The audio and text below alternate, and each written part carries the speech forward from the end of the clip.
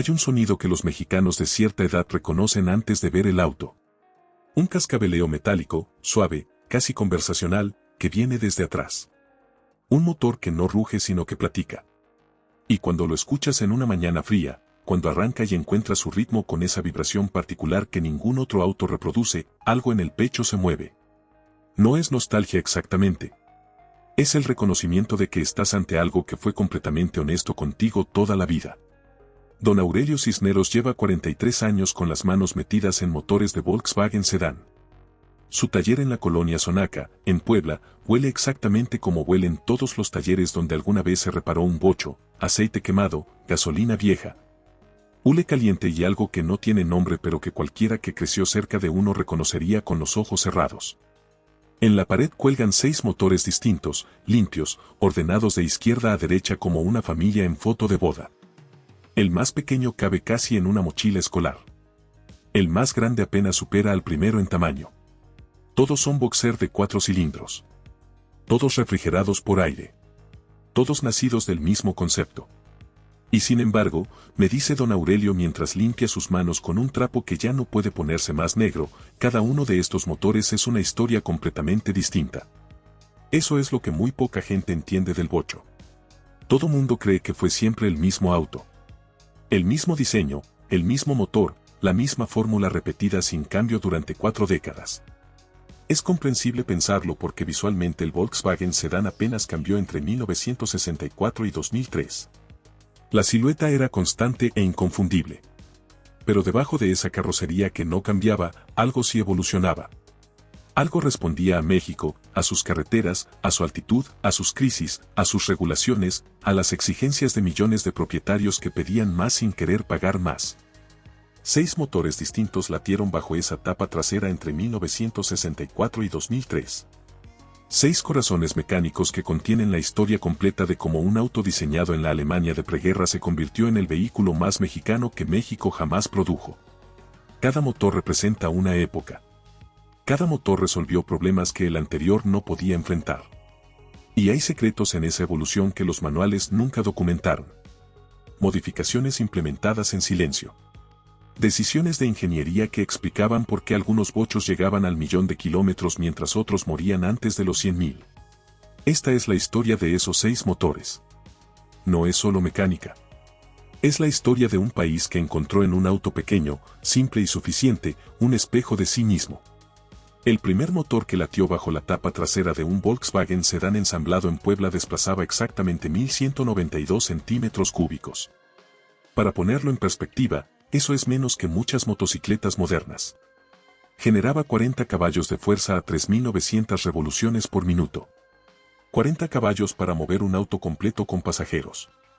Suena ridículo hasta que entiendes la filosofía detrás del número. Los ingenieros que desarrollaron este motor no perseguían potencia bruta. Perseguían eficiencia, simplicidad y durabilidad en condiciones adversas. El motor 1200 era refrigerado por aire mediante un ventilador accionado directamente por el cigüeñal. Sin radiador. Sin bomba de agua. Sin mangueras que reventaran en el calor de Mexicali o se congelaran en las alturas de Toluca. Cada componente eliminado era un punto de falla que desaparecía para siempre. Los primeros propietarios mexicanos miraban ese motor con desconfianza profunda. Estaban acostumbrados a los grandes bloques americanos, motores enormes con radiadores al frente y potencia para presumir en la calle. Este motor trasero con sus cilindros expuestos y su sonido de ta-ta-ta parecía un juguete. Pero los meses pasaban y algo extraordinario ocurría. Mientras los autos americanos visitaban el taller cada mes por sobrecalentamiento o bombas de agua muertas, el bocho simplemente seguía funcionando. Cambio de aceite cada 3.000 kilómetros. Ajuste de válvulas cada 6.000. Y eso era todo. El consumo era casi milagroso para la época. 13 kilómetros por litro en ciudad. En carretera con manejo prudente podías extraer 16 o 17. Con un tanque de 40 litros recorrías más de 600 kilómetros sin detenerte. Para familias que apenas podían costear la gasolina, esto no era un detalle técnico. Era la diferencia entre poder visitar a los abuelos en otro estado o quedarse en casa. Las limitaciones eran reales. Subir la carretera a Cuernavaca con 4 pasajeros y equipaje era una prueba de paciencia. La velocidad máxima práctica rondaba los 100 km por hora en terreno plano. En subidas pronunciadas bajabas a segunda y rezabas. Pero nadie compraba un bocho esperando velocidad. Lo compraban esperando que llegara. Y siempre llegaba. En 1970 Volkswagen de México introdujo silenciosamente una actualización que casi nadie celebró porque casi nadie se enteró. El motor creció a 1.285 centímetros cúbicos y la potencia aumentó a 44 caballos de fuerza. 4 caballos más no suenan impresionantes en papel. Pero en la práctica representaban un 10% más de fuerza y, más importante, un aumento significativo del par motor en el rango bajo de revoluciones. Exactamente donde se necesitaba para el uso urbano diario. El motor 1300 compartía arquitectura básica con su predecesor. Seguía siendo un boxer de 4 cilindros refrigerado por aire. Pero Volkswagen había incrementado el diámetro de los cilindros de 77 a 77.5 milímetros. Parece insignificante. En ingeniería mecánica, medio milímetro multiplicado por 4 cilindros genera diferencias tangibles que los propietarios notaban inmediatamente. Las subidas que antes requerían segunda velocidad ahora se enfrentaban en tercera. Los sobrepasos en carretera se volvían menos aterradores.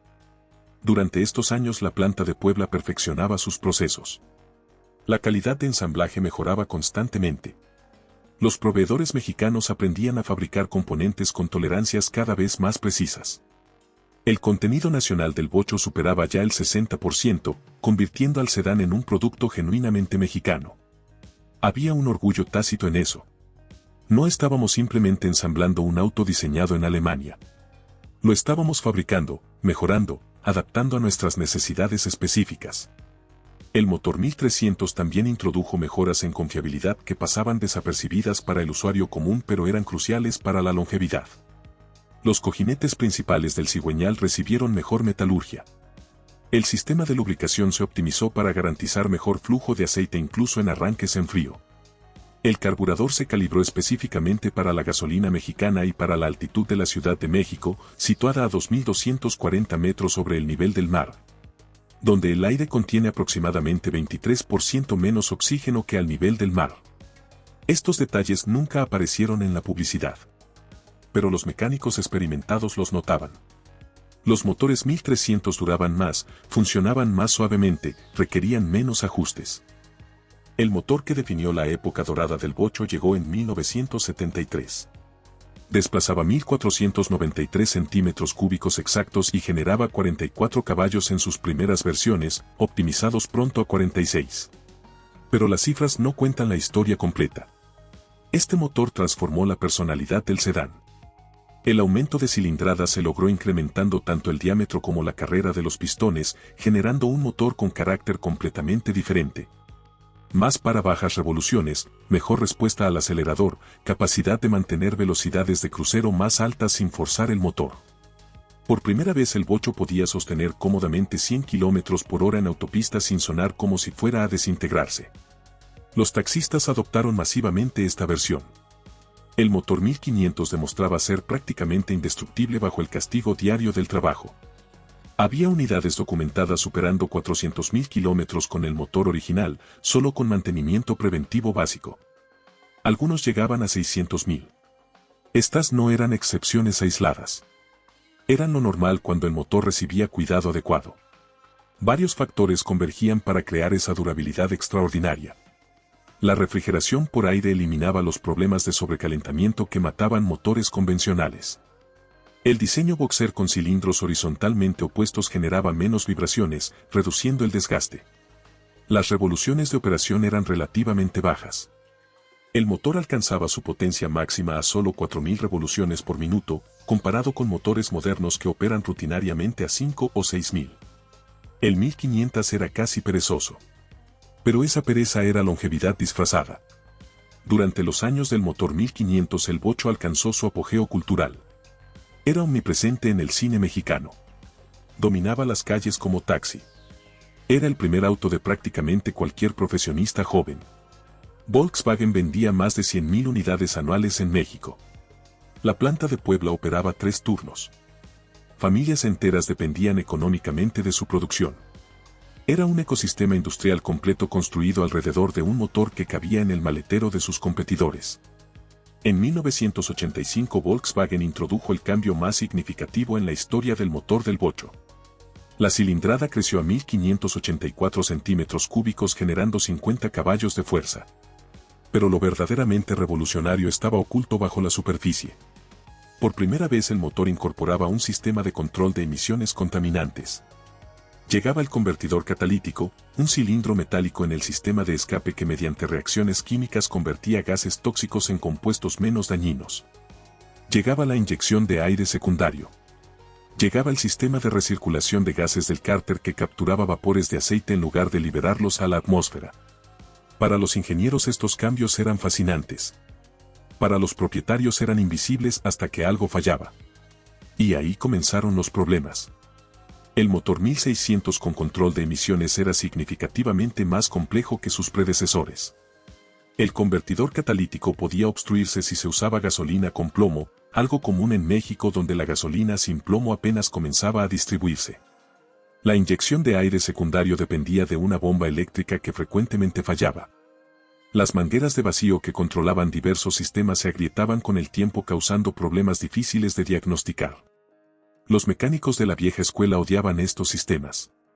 Le quitaron el alma al bocho, decían, mientras desconectaban componentes de control de emisiones para simplificar el motor. Era comprensible pero contraproducente. Sin los sistemas funcionando correctamente el motor contaminaba más que las versiones anteriores y además perdía eficiencia. Esto representaba un choque cultural profundo. El bocho siempre había sido el auto que nunca se descomponía. Ahora tenía sistemas que requerían atención especializada. Solo los distribuidores autorizados tenían el equipo y conocimiento necesarios, pero sus tarifas eran significativamente más altas que los talleres de barrio donde tradicionalmente se reparaban los bochos. Una división silenciosa comenzó a partir la comunidad de propietarios en dos. En 1992 Volkswagen reemplazó el venerable carburador que había alimentado al bocho durante casi 30 años con un sistema de inyección multipunto controlado electrónicamente. Era el mismo desplazamiento. La misma potencia nominal de 50 caballos. Pero funcionaba de manera radicalmente diferente. El sistema utilizaba sensores para monitorear constantemente la temperatura del motor, la presión del aire, la posición del acelerador, la velocidad del motor. Una computadora procesaba esta información miles de veces por segundo y comandaba inyectores que pulverizaban exactamente la cantidad precisa de combustible que cada cilindro necesitaba en cada momento. El resultado era asombroso. El motor arrancaba instantáneamente incluso en mañanas frías. El ralentí era suave y constante, sin las variaciones erráticas típicas de los carburadores desajustados.